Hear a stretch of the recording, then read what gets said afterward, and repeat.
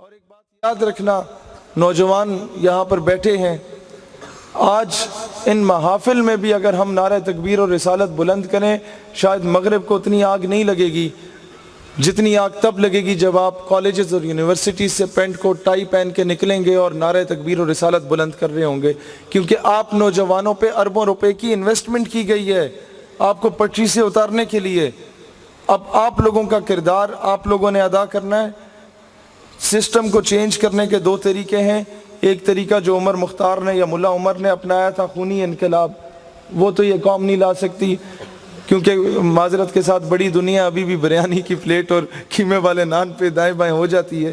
لیکن یاد رکھنا دوسرا طریقہ یہ ہے، ایک بندے نے کہا تھا if you want to change the system, get into it, reach to the top and then you could be able to change the entire system۔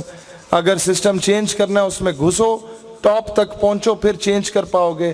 آج نوجوانوں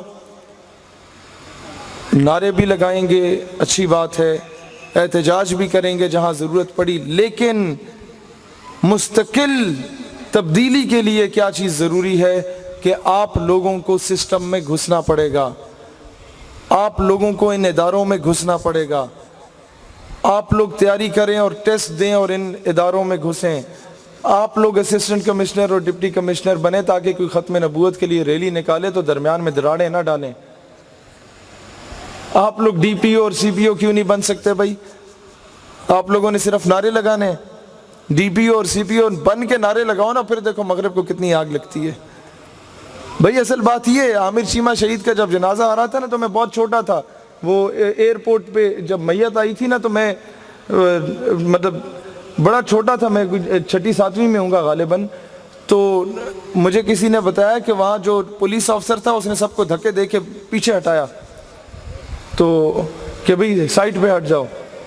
بعد میں لوگوں نے کہا یار وہ عجیب آدمی تھا پولیس افسر، ہمیں دھکے دے کے پیچھے ہٹا رہا تھا، عامر چیمہ کی میت آتی ہے تو کھڑک سلوٹ مارتا ہے۔ تو لوگوں نے کہا یہ کیا ماجرا ہے؟ کہتا وہ تو مجھے آرڈرز تھے، یہ میرا عشق ہے۔ یہ ہر بندہ اپنے عشق کا اظہار اپنے انداز سے کرتا ہے، یہ بات یاد رکھیے گا۔ ہماری کئی جگہوں پہ پیشیاں ہوئیں، کوئی اگر انویسٹیگیشن کرنے والا سخت آدمی ہوتا بھی ہے نا تو اس کے ساتھ کئی ایسے عاشقان رسول مل جاتے ہیں جو آپ کا ماتھا بھی چومتے ہیں وہاں پہ۔ یہ جو لوگ آسیہ والے کیس میں جیل میں گئے تھے ان سے آپ پوچھیں، 90% کا یہ کہنا تھا کہ جیل کا عملہ ہمیں اتنا ہی رسپیکٹ دیتا تھا جس طرح کوئی پیروں کو رسپیکٹ دیتا ہے۔ دوستان ذی وقار، پھر اللہ تعالیٰ آپ کو کبھی تنہا نہیں چھوڑتا، ایک ایک کوڑے کی بھی اپنی لذت ہوتی ہے، ایک ایک سزا کی بھی، ایک ایک تنقید کی بھی اپنی لذت ہوتی ہے۔ لہٰذا اب میں چاہوں گا کہ نوجوانوں آپ لوگ بھی اولین صفوں میں نظر آؤ۔ عامر چیمہ بھی آپ کی طرح نوجوان تھے، بلکہ نہیں غلط کہہ دیا، آپ بھی ان کی طرح نوجوان ہیں، نسبت کی بات ہونی چاہیے۔ دوستان ذی وقار، ان کی اور آپ کی ایج بھی ایک ہی جتنی تھی۔ اللہ نے جب کام لینا ہوتا ہے تو اللہ پھر یہ نہیں دیکھتا کہ بھئی دیکھیں اسلام ہمارا محتاج نہیں ہے، ہم اسلام کے محتاج ہیں، ہم مجاہد ختم نبوت نہیں ہیں، ختم نبوت اصل میں ہماری محافظ ہے، ہماری عزت اور ہماری ڈال روٹی۔ اس سے بہت سمپل سی بات کر رہا ہوں اور سچی بات ہے، ہمیں کون جانتا تھا؟ مجھ جیسا بے عمل آدمی، ہماری کیا عزت تھی، ہمارا کیا مقام تھا، ہمارا کیا وقار تھا؟ آج اتنے بڑے علماء مشائخ میں لا کے ہمیں اگر بٹھا دیا ہے تو کس نسبت نے بٹھایا ہے؟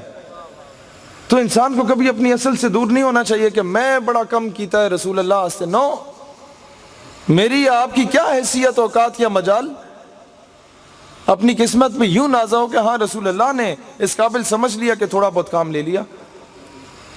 لہٰذا وہی بات جس سے شروع کیا، اس کے رسول کمایا نہیں جاتا، اس کے رسول بارگاہ نبوی سے عطا کیا جاتا ہے۔ تو اپنے اپنے انداز میں اپنے عشق کا اظہار کریں، اور جہاں پہ تکبیر رسالت حیدری کا نعرہ لگائیں، آپ سے یہ عہد کریں کہ وہاں الجہاد الجہاد لبیک لبیک کی صدا بھی بلند ہونی چاہیے، تاکہ کفر کو پتہ چلے کہ مسلمان سوئے ہوئے ہیں، مرے ہوئے نہیں ہیں۔ تو اللہ تعالیٰ اسلام اور پاکستان کا حامی و ناصر ہو۔ زلف دیکھی ہے کہ نظروں نے گھٹا دیکھی ہے، لٹ گیا جس نے محمد کی ادا دیکھی ہے، سر جھکائے ہوئے پھرتے ہیں وفادار سبھی، جب سے غازی کی زمانے نے وفا دیکھی ہے۔ اللہ اسلام اور پاکستان کا حامی و ناصر ہو۔ جزاک اللہ خیر۔